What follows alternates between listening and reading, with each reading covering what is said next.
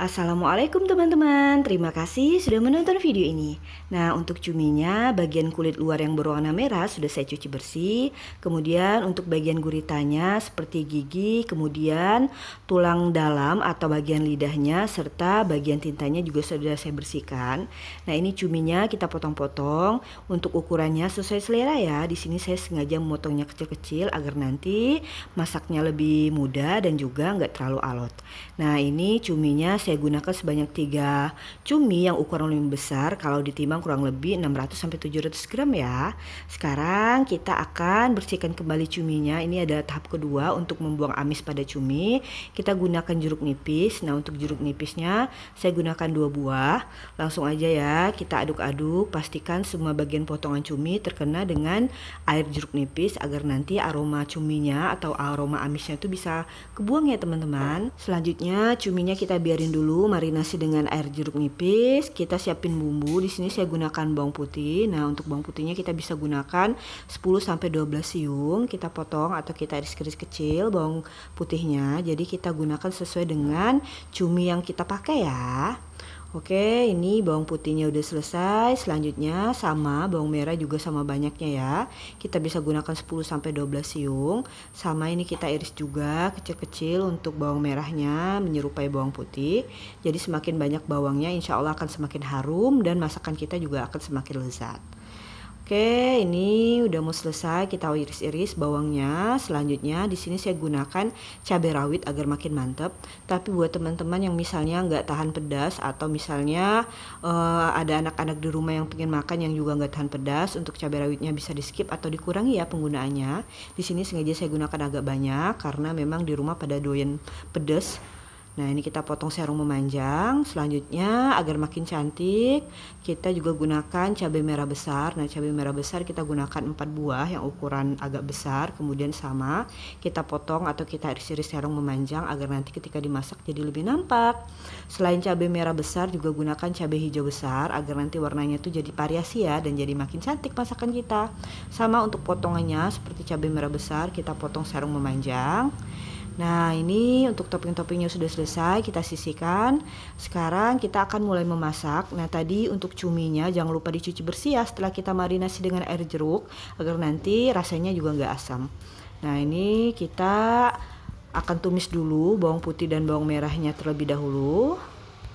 Nah, jadi yang pertama-tama perbawangannya akan kita tumis. Nah, untuk bawang merah dan bawang putih ini kalau misalnya nggak mau diiris juga bisa kok diulek, tapi nguleknya nggak usah sampai terlalu halus. Jadi biarkan dia masih agak kasar atau masih ada tampak lembarannya, udah bisa kita gunakan. Nah, kalau misalnya bawang merah dan bawang putihnya udah mulai harum dan mulai layu, barulah kita masukin tadi potongan cabai merah besar, cabai hijau besar dan juga cabai rawit. Nah, ini kita tumis lagi, kita masak karena aroma dari cabai merah besar ataupun cabai hijau besar ini lango kalau misalnya kita masaknya tuh nggak bener-bener sampai matang. Jadi kita tumis bumbunya ini semuanya sampai aromanya benar-benar harum. Kemudian jangan lupa kita tambahkan kaldu ayam sebanyak 1 sendok makan. Nah, ini kita taburkan secara merata. Kemudian boleh kita aduk-aduk. Nah, di sini untuk bumbu bawang dan juga percabainya udah lumayan gurih ya teman-teman, tapi nanti akan kita rasa kembali untuk rasa yang benar-benar pas. Nah, kita aduk-aduk. Selanjutnya di sini saya juga tambahkan gula merah sebanyak 1 sendok makan. Kalau nggak punya stok gula merah bisa menggantinya dengan gula pasir ya. Tapi misalnya kalau kamu nggak senang manis, kamu bisa skip untuk gula ini. Jadi penambahan gula ini agar nanti rasanya itu makin variasi ya. Jadi ada kayak rasa asin, pedas, gurih dan juga sedikit manis. Nah, ini kita aduk-aduk dulu. Kita matengin untuk cabenya. Oke, selanjutnya kita langsung masukin tadi cumi yang udah kita cuci bersih. Jadi tadi habis kita perasi dengan air jeruk nipis dan kita marinasi sebentar, kemudian kita cuci bersih ya. Jadi di sini untuk cuminya tuh nggak ada rasa asam-asamnya, tapi jadi lebih segar dan aroma amisnya juga udah saya buang dengan air jeruk nipis. Nah, ini kita aduk rata dulu agar bumbunya merata. Oke, kita aduk-aduk sebentar. Di sini untuk rasa gurih atau rasa asinnya belum benar-benar pas. Nah, ini kita aduk kembali, kita satukan semua topping dan juga potongan dari cuminya. Kemudian di sini saya tambahkan lagi kaldu sapi sekitar setengah sendok makan. Jadi tadi kaldu ayam, sekarang kaldu sapi ya. Kemudian kita aduk kembali. Nah, ini kita ratakan bumbunya agar nanti rasanya tuh meresap dan enak di daging cuminya. Nah, ini untuk apinya kita boleh gunakan api besar ya saat memasaknya agar nanti daging cuminya tuh nggak alot. Karena kalau kita gunakan api kecil, khawatir daging cuminya tuh jadi alot. Nah, sekarang kita akan rasa dulu. Mulai dari kuahnya, apakah udah pas? Ini udah lumayan enak ya untuk rasa gurih atau asinnya. Kemudian di sini kita aduk kembali, kita masak. Karena memang di sini ukuran cuminya besar dan daging cuminya itu tebal, jadi kita masaknya agak lama ya teman-teman. Sekarang kita akan rasa untuk bagian cuminya. Nah, di sini masih agak alot ya, jadi daging cuminya belum benar-benar empuk atau belum benar-benar matang. Kita masak lagi sambil kita aduk-aduk. Nah, di sini untuk kuahnya kita akan keringkan ya, jadi nanti dia kayak seperti tumis cumi gitu. Kemudian sekarang kita tutup dulu agar nanti daging cuminya ini empuk. Kemudian sudah beberapa menit kita buka kembali.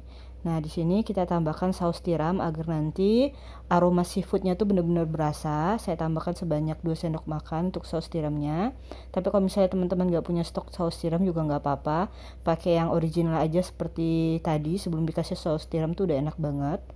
Nah, ini kita aduk lagi, kita ratakan. Di sini masih kelihatan ya, masih ada kuahnya. Jadi memang cumi ini ketika kita masak dia akan mengeluarkan air dengan sendirinya dan itu akan membuat daging cuminya itu menyusut, teman-teman. Nah, ini kita rasa dulu kembali. Nah, ini udah enak banget. Kita tutup lagi, kita masak beberapa menit. Sekarang kita buka. Nah, ini udah kelihatan ya. Jadi tekstur cuminya dan juga warna dari daging cuminya itu udah berubah, menandakan bahwa bumbu-bumbunya itu udah meresap ke dalam daging cuminya. Sekarang kita akan rasa kembali. Nah, untuk bagian dagingnya kalau memang udah empuk berarti menandakan daging cuminya itu udah matang dan api kompornya udah boleh kita matiin. Nah, ini daging cuminya udah empuk ya, udah enak banget rasanya. Kita aduk sebentar aja. Nah, selanjutnya ini kita boleh matikan api kompornya. Kemudian kita ratakan bagian samping-sampingnya.